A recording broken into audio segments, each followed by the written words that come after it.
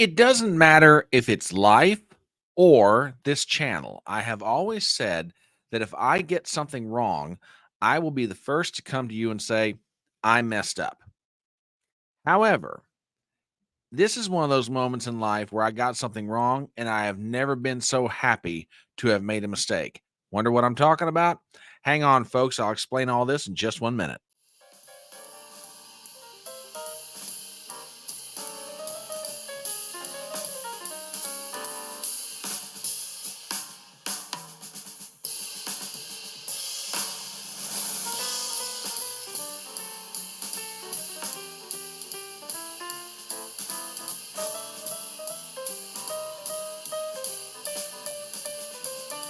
My name is Brian Trippett. I am your front porch conservative. Step on up to my electronic front porch and let's talk.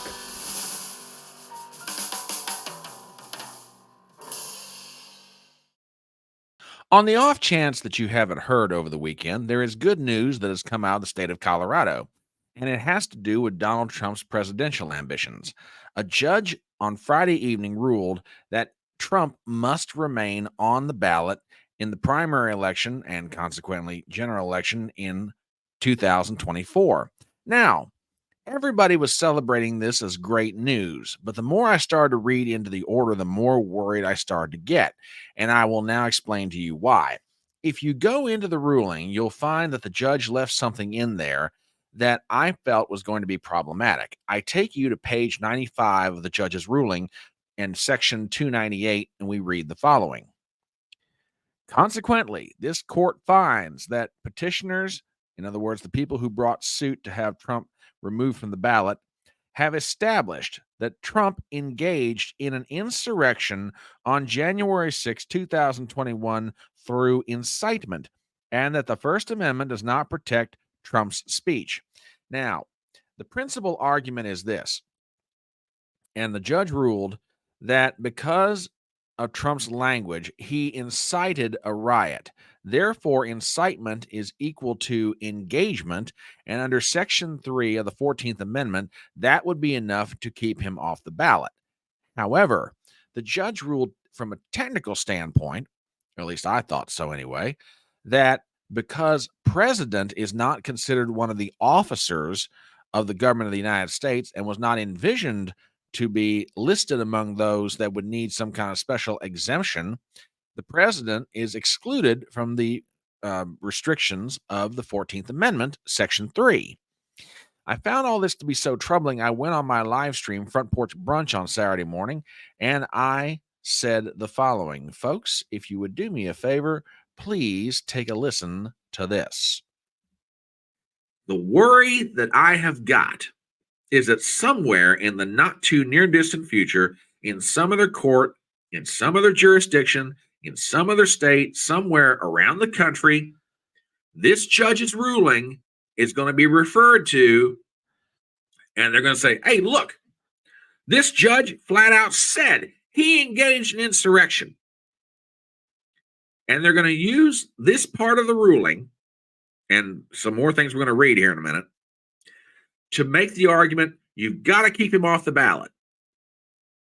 So, yeah, in one sense, I'm happy about what happened in Colorado. In another sense, I'm scared to death.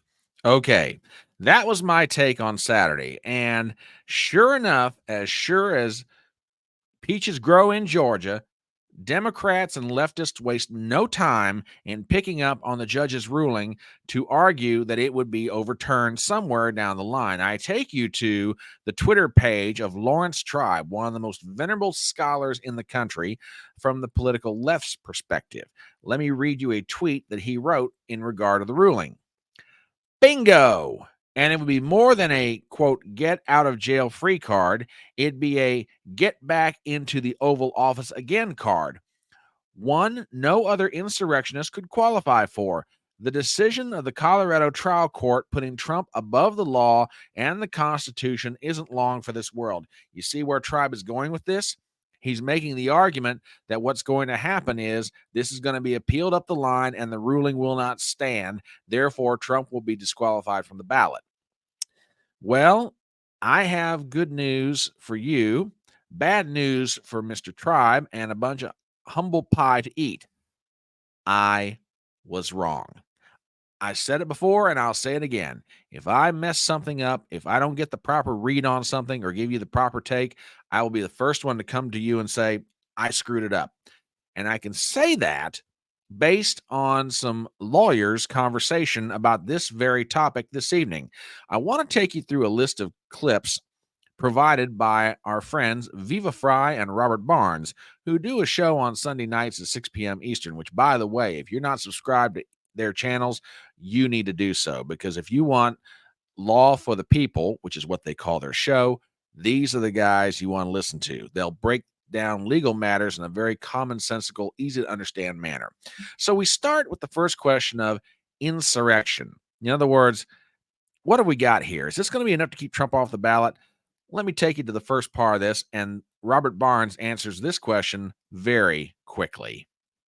Others, Robert, how the hell does a civil judge come to a conclusion in a civil proceeding of insurrection? I mean, is that not a criminal act? I mean, I just consider that all nuts and irrelevant. And because she wanted to take her shots at Trump. Fine, take your shots at Trump. It has no meaningful bearing. No meaning. I mean, there was no discovery in the process. It was a shortened proceeding. It was primarily a legal matter. So her conclusions aren't worth the paper they're printed on in terms of the factual claims that she made. There's no collateral estoppel or anything else there. There was no meaningful due process to adjudicate that part of the process. So it has no bearing on her nutty conclusions. Okay, so that's good news. We find out, all right, so what? She declares that he committed insurrection. Doesn't matter to the primary legal question. Should, or maybe the better question, can Donald Trump be kept off the ballot? Well, according to the ruling, the judge handed down, precedent does not apply to Section 3 of the 14th Amendment. Therefore, if Trump wants to run for president again, he's free and clear to do it. But those weren't the only questions that they answered. There were others, and one of them was even posed by one of our regular listeners up in Connecticut. Let me play you another clip, and it has to do with the question of, could this ruling possibly establish precedent? Well, I'll tell you what, we go back to friend Barnes, and we get his take on it. What does he have to say on this matter? The fact that someone that nuts acknowledges and admits there's no constitutional basis to deny ballot access by a state official for Trump should tell everybody on that ballot denial side that they have a very uphill battle. They always did. The question was, would their political basis override that? It doesn't set precedent. There's no factual precedent from what the Colorado judge said about anything factually. And now it's not precedent even legally. It's just legally it establishes it's even left-wing Trump-hating judges, as reflected in the rest of the order proceeding, are having to admit that they can't keep him off the ballot. Okay, there's some more good news. But there are some other questions that I've kind of got on my mind and I've been wondering about. All right, so we get a decision. Trump gets to stay on the ballot, but could this decision possibly be appealed? All right. Viva Frei and Barnes answer that question. So hang on, and we'll tell you what they've got to say about it in 3, 2, 1.